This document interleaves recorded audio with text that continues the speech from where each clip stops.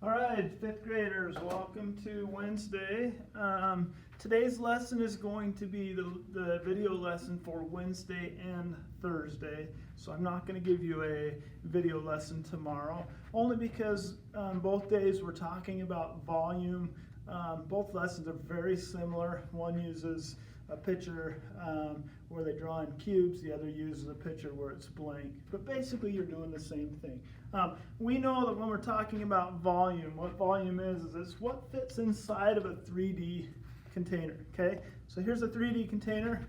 If I ask what the volume is, I want to know how much stuff can I put inside, okay?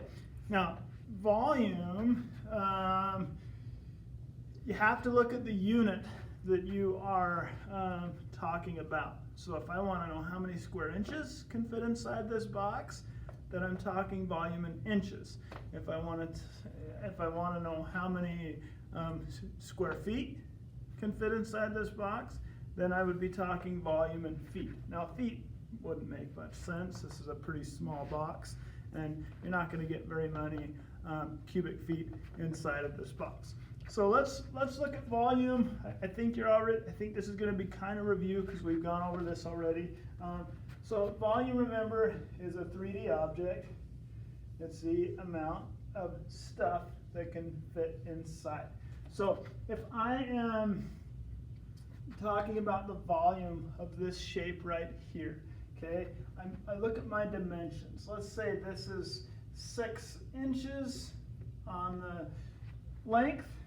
Height is 4 inches and the width is 2 inches. What I'm going to do to find my volume, I'm going to do, first I know that, let me write the formula down. Okay, volume is length times width times height. You can write it like that. You can also write it like that. Both are correct. Okay, then I'm going to work through my problem. So I know the length is 6. I'm going to times that by the width, which is 2. I'm going to times that by the height, which is 4. Now, for me, it doesn't matter the order that you multiply these in. If you want to do 6 times 4 is 24, and then times it by 2, that's fine. Or you can do 4 times 2 is 8, 8 times 6 is 48. Now, after I get my answer, I look at the unit that I'm converting it into. In this case, it's inches. So I put inches here. It is volume, length, width, and height. There are 3 dimensions that I'm talking about, so I'm going to put a cube there. It's important that you learn to label these correctly, especially as you get into those older grades. You're going to be using this in junior high, high school. I promise you'll see it again, so just get used to labeling that correctly now. Okay? On your assignment,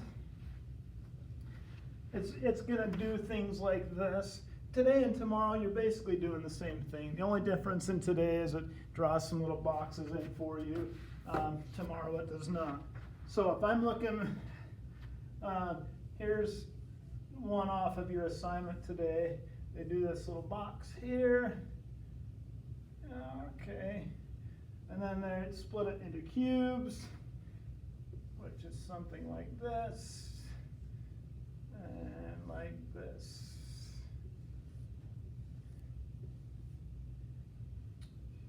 Okay. Basically what they're telling you is there's 6 centimeter cubes going this way, 5 centimeter cubes going that way, 3 centimeter cubes going this way. Okay, length, width, height. You times them all together. 5 times 6 is 30. 30 times 3 would be 90. My volume is going to be 90 centimeters cubed. Really is that simple. Hopefully you'll enjoy the assignments both today and tomorrow. Remember, I'm not going to give you a video tomorrow. The only other assignments you have today and tomorrow is to do your warm-ups.